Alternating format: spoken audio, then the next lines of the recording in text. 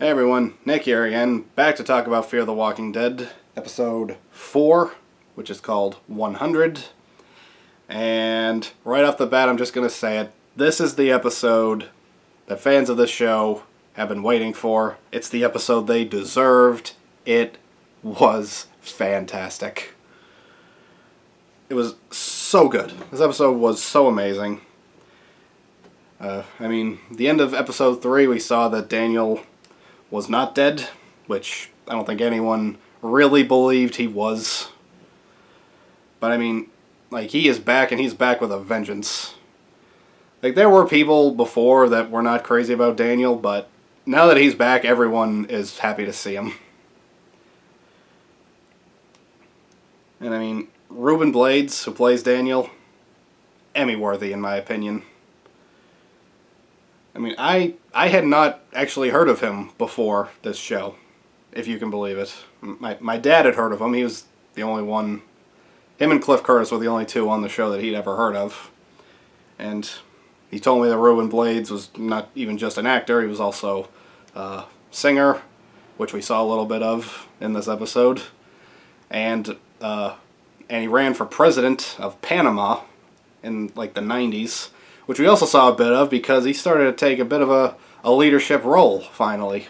Before, he's just kind of been a supporting character, but he took the lead role of the episode and he started to take some control within the episode itself.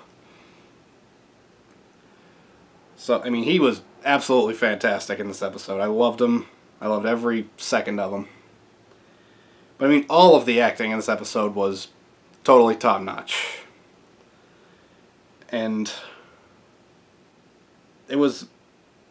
that's especially impressive because the episode was almost entirely in Spanish.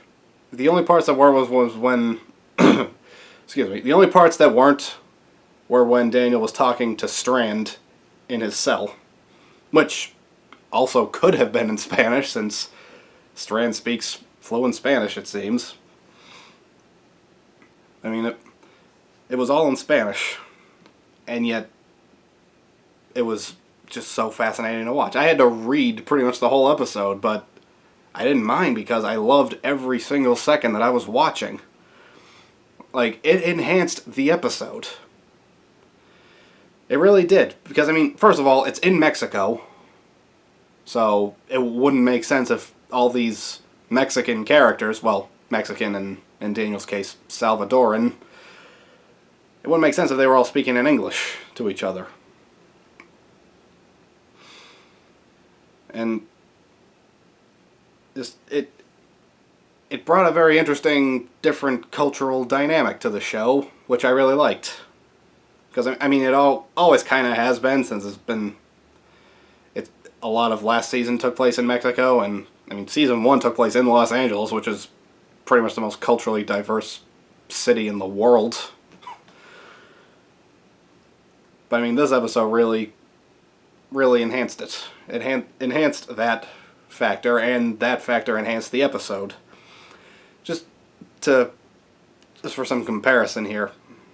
My dad, he said to me after the episode that he hates subtitles. He doesn't like watching movies that are completely subtitled. He's not a fan of that, but he still loved the episode, and it was because of the acting. The acting all around was phenomenal, from everybody involved. We got to see more of Dante, and he was a really fascinating character to watch. We got to meet a couple new characters, like Lola and Efrain, something like that.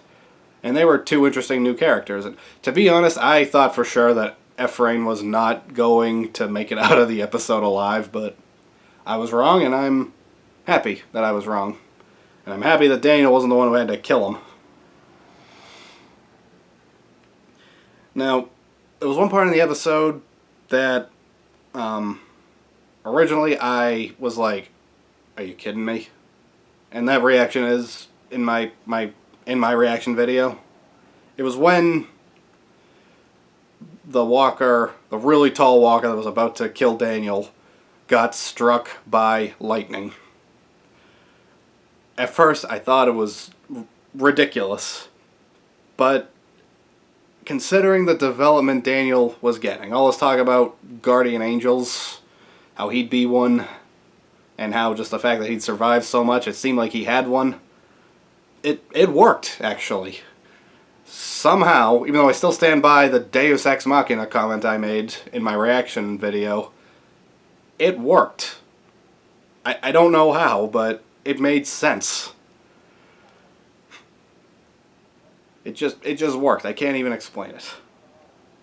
And also at the end of the episode, when Daniel kills Dante, at first I was a little disappointed in that, but again, it somehow worked. Mostly because it just established that Daniel was back, and he was back with a vengeance. Like, he's basically showed up to take over this show. At least, I hope that he starts to take over this show. No, there actually are a lot of people complaining that the episode was in Spanish. And to that, all I have to say is, shut up. Shut up. It was in Mexico. So, why would they all be speaking English to each other if they are all Hispanic characters? They're Mexican or Salvadoran. What do you expect? That wouldn't make any sense. At all. I mean, it's in Mexico. Of course it's going to be in Spanish. People love to complain, I think. So, I'm going to give this episode, for the first time ever for Fear the Walking Dead, I'm going to give it a 10 out of 10. The acting was amazing. It was really exciting to watch. It was a very visually pretty episode to watch. It was enhanced by being in Spanish. The best episode of Fear the Walking Dead by a mile.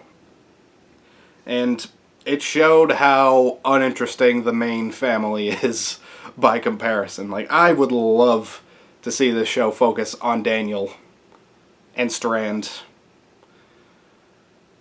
And yeah, Lola and Ephraim too. They're pretty interesting characters. And obviously I want Daniel to find Ophelia because he wouldn't really have much of a reason to go on. But everything going on at the ranch just is not as interesting. Like, the only member of the Clark family that I like at this point really is Alicia. Like, if Madison and or Nick died, I wouldn't care. They're the top two billed actors on the show, so that's kind of a problem. Like, on the one hand, this episode kind of saved Fear the Walking Dead because it showed how good it can be. But on the other hand, it may have also killed the show because we know it's going to continue to focus on the Clark family, and we're going to be sitting there thinking, I really want to know what's up with Daniel right now. And Strand, to an extent. So yeah, I think this episode may have been too good for the show's good. Too good for the show's good, if that makes any sense.